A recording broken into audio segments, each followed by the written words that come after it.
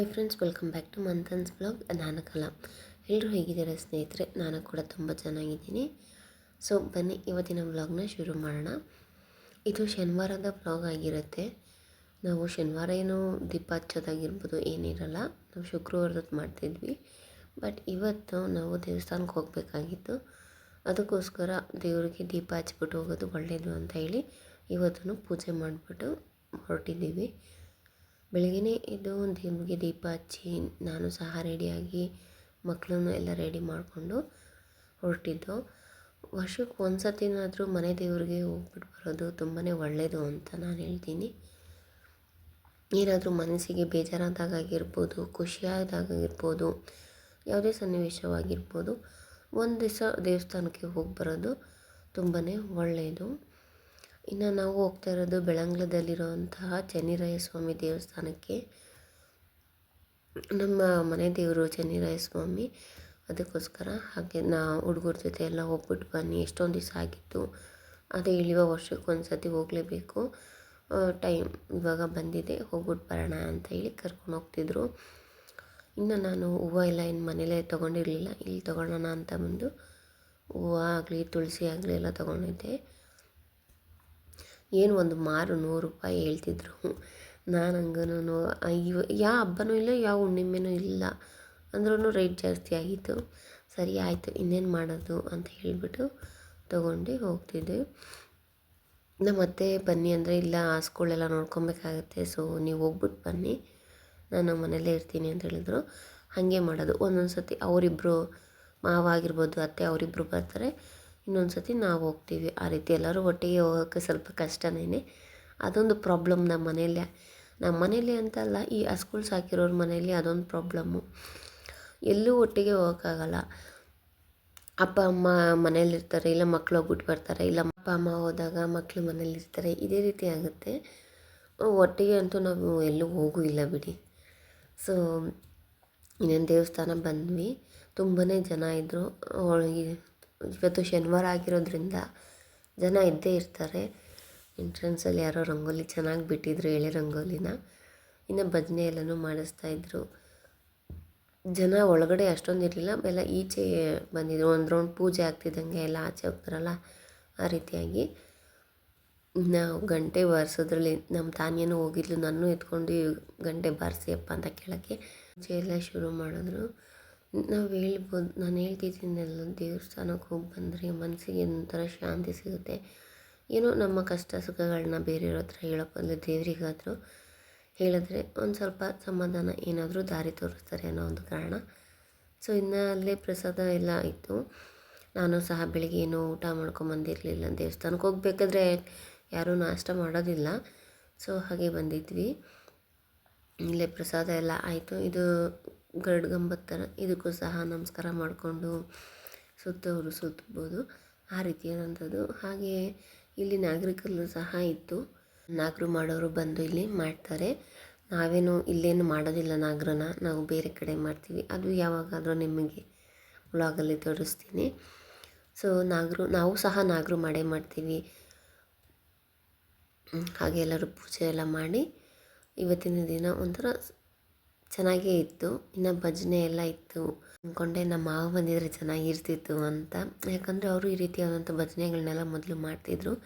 ಇವಾಗ ಕಾರಣಾಂತರದಿಂದ ಟೈಮ್ ಸಾಲ್ತಿಲ್ಲ ಅವರಿಗೆ, ಸೊ ಹೋಗೋದಕ್ಕೆ, ಅದಕ್ಕೆ ಸುಮ್ಮನೆ ಆಗಿಬಿಟ್ಟಿದ್ದಾರೆ. ಭಜನೆ ಎಲ್ಲ ಇತ್ತು ನೋಡಿ. ಅವ ಅಂಕಲ್ ಎಷ್ಟು ವಯಸ್ಸಾಗಿರೋರು ಥರ ಕಾಣ್ತಿದ್ದಾರೆ, ಅಂದರೂ ಚೆನ್ನಾಗಿ ಆಡಿದ್ರು. ಇನ್ನು ತಬಲದು ಅಷ್ಟೇನೆ, ತುಂಬಾ ಚೆನ್ನಾಗಿತ್ತು. ಅಲ್ಲಿಂದ ಹೊರಟ್ವಿ. ಅಲ್ಲಿಂದ ಇನ್ನೊಂದು ದೇವಸ್ಥಾನಕ್ಕೆ ಹೋಗಬೇಕಾಗಿತ್ತು. ಸೊ ಅದಕ್ಕೋಸ್ಕರ ಇನ್ನು ಅಲ್ಲಿಗೆ ಹೋಗಿ ಮನೆಗೆ ಹೋಗೋಷ್ಟರಲ್ಲಿ ಲೇಟ್ ಏನಾದರೂ ಆಗ್ಬೋದು ಅಂತ ಹೇಳಿ ಹೊರಟು. ನಾವು ಈ ಬೆಳಂಗ್ಲದ ಹತ್ರ ಚೆನ್ನಿರಾಯನ ದೇವಸ್ಥಾನಕ್ಕೆ ಬಂದಾದಮೇಲೆ ಇಲ್ಲಿ ಒಂದು ಹಾಗೆಯೇ ಆಂಜನೇಯನ ದೇವಸ್ಥಾನ ಇದೆ, ಇನ್ನೊಂದು ಸ್ವಲ್ಪ ದೂರ. ಅಲ್ಲಿಗೆ ಬಂದು ಪೂಜೆ ಮಾಡಿಸ್ಕೊಂಡು ಅಲ್ಲೂ ಸಹ ಕೈ ಮುಗಿದು ದೇವರಿಗೆ ಬರ್ತೀವಿ. ಇದು ನಾವು ಬಂದಾಗೆಲ್ಲ ಒಂದು ದಿವಸನೂ ಮಿಸ್ ಮಾಡೋದಿಲ್ಲ. ಇಲ್ಲೂ ಸಹ ತುಂಬಾ ಜನ ಇದ್ದರು ಶನಿವಾರದೊತ್ತು. ಅದೇನು ಅದು ವಾರ ಅಲ್ವಾ, ದೇವ್ರ ಆ ವಾರ ದಿವಸನೇ ಜನ ಜಾಸ್ತಿ ಇರ್ತಾರೆ. ಹಾಗೆ ಆ ವಾರ ದಿವಸನೇ ಬಂದ್ರೇ ನಮಗೂ ಏನೋ ದೇವಸ್ಥಾನಕ್ಕೆ ಬಂದಿದ್ದೀವಿ, ಚೆನ್ನಾಗಿತ್ತು ಅನ್ನೋ ಥರ ಇರುತ್ತೆ. ಮಾಮೂಲಿ ದಿನಗಳಲ್ಲಿ ಬಂದಾಗ ಈ ಥರ ಒಂದು ಪೂಜೆ ಆಗಿರ್ಬೋದು, ಅಲಂಕಾರ ಆಗಿರ್ಬೋದು ಮಾಡಿರಲ್ಲ ಅಲ್ವಾ, ಅದಕ್ಕೋಸ್ಕರ ಸೊ ನಾವನ್ನು ಪ್ರದಕ್ಷಿಣೆ ಹಾಕಿ ಹಿಂದೆಗಡೆ ಅಂದರೂ ವೆದರು ತುಂಬಾ ಚೆನ್ನಾಗಿತ್ತು. ಬಿಸಿಲು ಇರಲಿಲ್ಲ, ತಣ್ಣಗಿತ್ತು. ಈ ಮಕ್ಳಿಗೆಲ್ಲ ಸರಿ ಹೋಗ್ತಿತ್ತು. ಬಿಸಿಲಿದ್ರೂ ಕಷ್ಟ ಅಲ್ವಾ ಮಕ್ಕಳಿಗೆ, ಅದಕ್ಕೋಸ್ಕರ ತಣ್ಣಗಿತ್ತು, ಚೆನ್ನಾಗಿತ್ತು. ಸೊ ಮಕ್ಕಳು ಅವರಪ್ಪನ ಜೊತೆ ಪ್ರದಕ್ಷಿಣೆ ಆಗ್ತಾಯಿದ್ರು.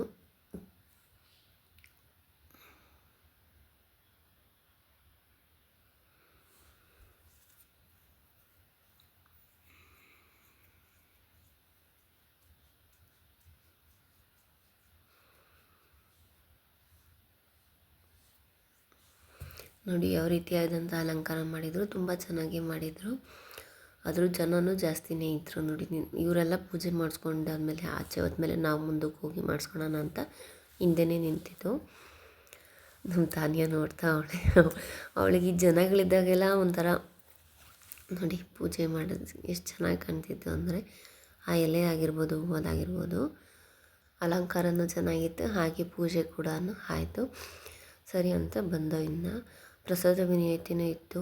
ನಾವೇನೋ ಅಲ್ಲಿ ಚನ್ನರಾಯನ ದೇವಸ್ಥಾನದಲ್ಲಿ ಊಟ ಮಾಡಿದ್ವಲ್ಲ, ಸ್ವಲ್ಪ ಇಲ್ಲೇನೋ ಬೇಡ ಅಂತ ಸುಮ್ಮನೆ ಆಗಿದ್ದು.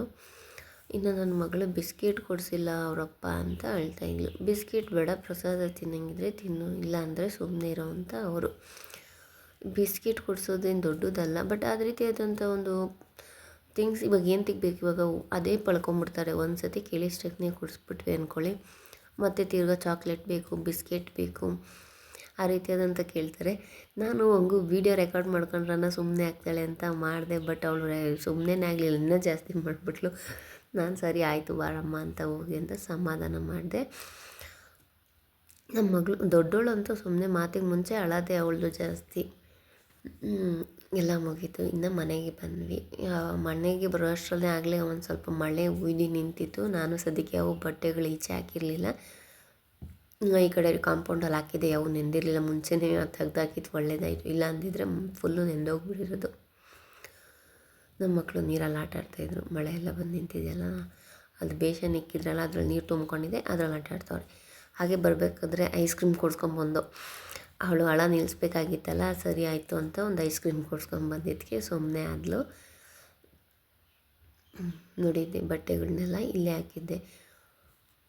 ನಮ್ಮತ್ತೇನೋ ಮನೆ ಹತ್ರ ಇಲ್ಲ, ಹಸ ಮೇಯ್ಸೋಕ್ಕೆ ಹೋಗಿದ್ದಾರೆ. ಮಳೆಯಲ್ಲಿ ಏನು ಮಾಡ್ತಿದ್ರು ಗೊತ್ತಿಲ್ಲ.